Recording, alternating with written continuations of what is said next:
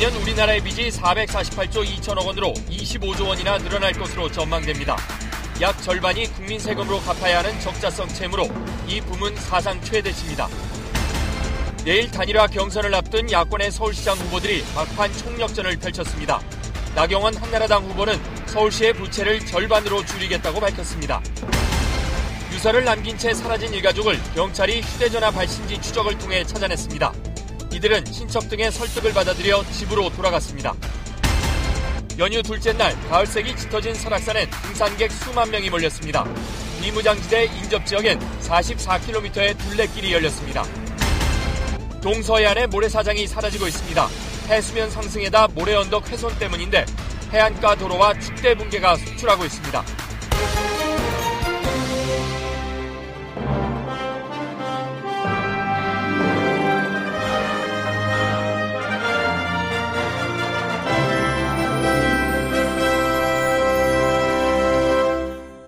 여러분 안녕하십니까? 내년도 우리나라의 빚이 크게 늘어나 448조 원에 이를 것으로 예측됐습니다.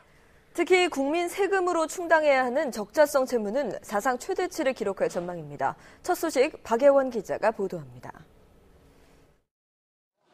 우리나라 65세 이상 노인 인구는 553만 명, 전체 인구의 11%에 이릅니다. 급속한 노령화에 연금, 의료 지출이 늘면서 정부 살림은 팍팍해질 수밖에 없습니다. 이 같은 복지 예산에다 성장 동력 마련을 위한 연구개발비 등 지출 요인이 급증하면서 내년 국가 채무는 448조 2천억 원에 이를 것으로 전망됩니다. 특히 대응 자산 없이 오로지 국민 세금으로 메워야 하는 적자성 채무 비중이 49.5%로 사상 최대치를 기록할 것으로 예상됩니다. 미국, 일본 등 OECD 국가와 비교하면 우리 국가 부채는 아직 낮은 수준. 하지만 안심할 순 없다는 게 전문가들 얘기입니다. 우리나라를 둘러싼 대외 여건이 악화되고 있는 데다 복지 등 지출 수요가 늘어나고 있기 때문입니다. 외부적인 충격 때문에 경기가 빠르게 악화되거나 금융 부실이 발생하게 되면 재정 지출이 급작스레 늘어날 수가 있고 국가 부채 비율이 높아질 수가 있기 때문에 정부는 비과세, 감면 정비와 국유재산 매각 등을 통해 나라빚 줄이기에 나섰습니다. 불효불급한 사업을 과감하게 털어내고 군사를 빼야 합니다. 고통이 따르더라도 나라 살림을 알뜰하게 꾸려나가겠습니다. 적자성 채무의 직접 원인이 된 국채도 2014년부터는 추가 발행 없이 상환만 하기로 했습니다. KBS 뉴스 박예원입니다. 10월의 첫 일요일 서울시장 보궐선거에 나선 여당 후보는 서울시의 부채를 절반으로 줄이겠다고 했고 통합 경선을 하루 앞둔 야권 후보들은 표심 잡기에 총력을 기울였습니다. 곽희섭 기자가 보도합니다.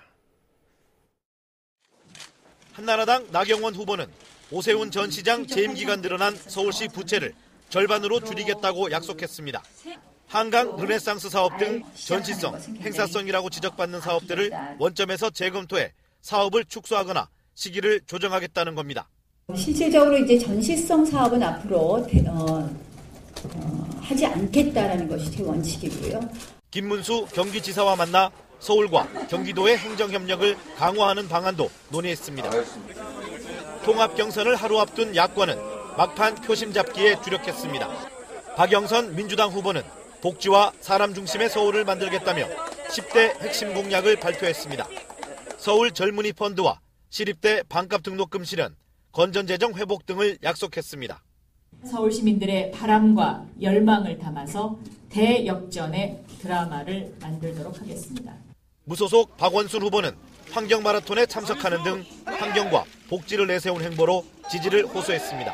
누가 가장 경쟁력 있고 가장 적합한 사람인지 시민들이 잘 알아주셨으면 하고요. 야권은 내일 치러질 통합 경선으로 국민 관심의 극대화를 노리고 있고 여권은 누구든 자신 있다며 정책 행보에 주력하고 있습니다. KBS 뉴스 곽기섭입니다.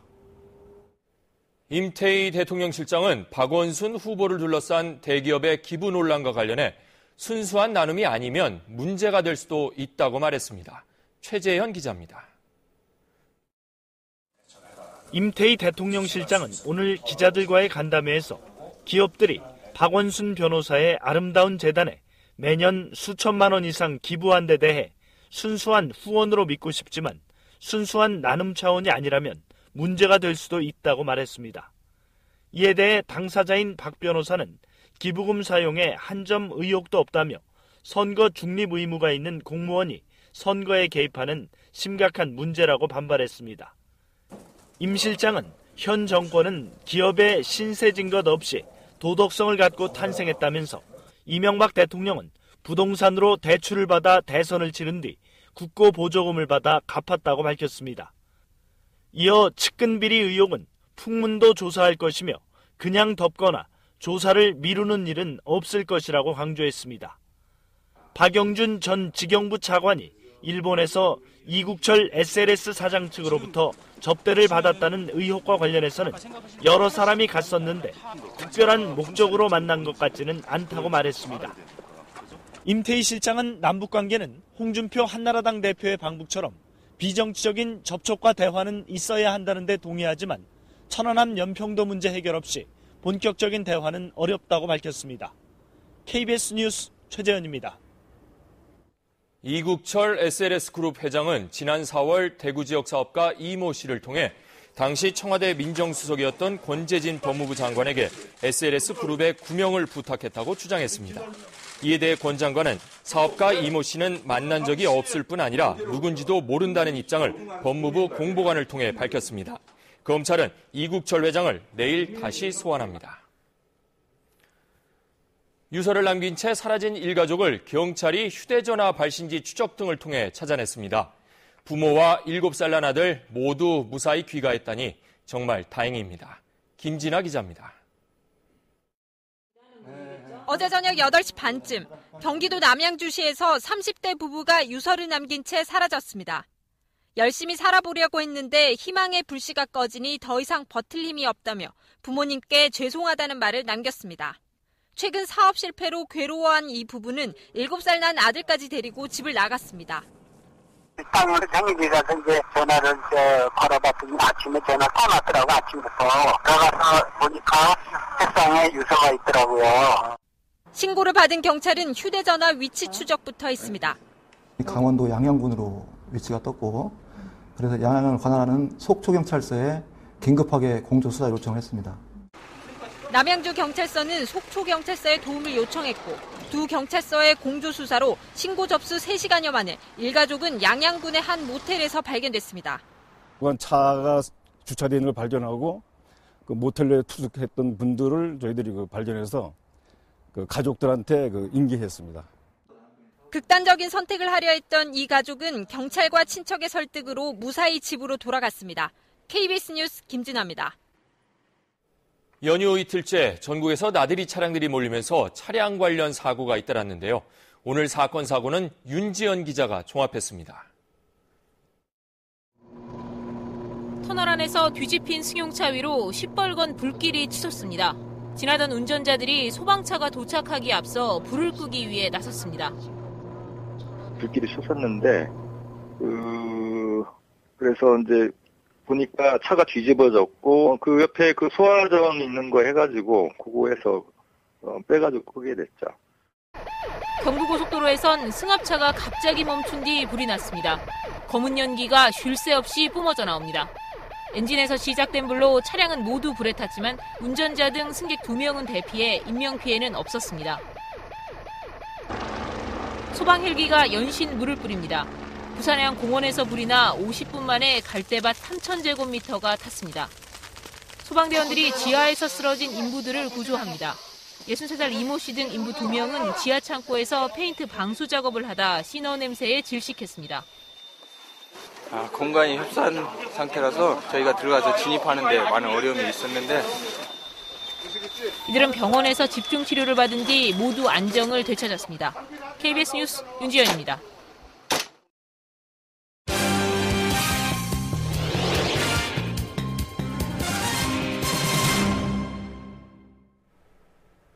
경기도 수원에 이어 화성에서 폭발한 주유소에서도 유사석유가 저장돼 있었습니다.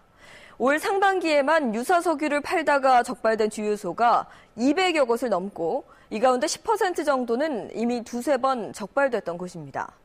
처벌을 받았지만 또다시 유사석유에 손을 대게 되는 이유는 무엇일까요?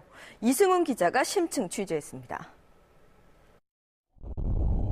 4명의 사망자를 낸 수원 주유소 폭발 사고. 불과 나흘 뒤 또 2명의 부상자가 발생한 화성 주유소 폭발. 두 곳 모두 유사석유를 감춰둔 비밀 탱크가 발견됐습니다.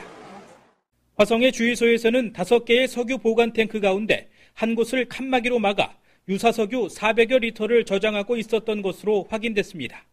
이 유사석유 탱크는 폭발 장소인 지하실과 호스로 연결돼 있었습니다. 그 유사석유를 혼합시켜주는 역할을 해주는 건데 그쪽으로 나오는 그 호스에 틈이 생겨가지고 그 가스가 나와가지고 그 지하실 보일러실에 가득 찼다가 단속을 피하기 위해 안전시설을 제대로 갖추지 않다 보니 폭발 위험에 노출돼 있는 겁니다.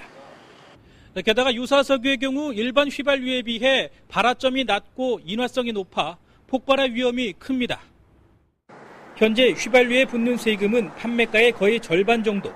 이 세금을 한 푼도 내지 않기 때문에 과징금 5천만 원을 내더라도 유사석유 판매의 검은 유혹을 떨쳐내지 못하는 겁니다. 한 번 적발된 주유소가 2번, 3번 적발되는 것도 이 때문입니다.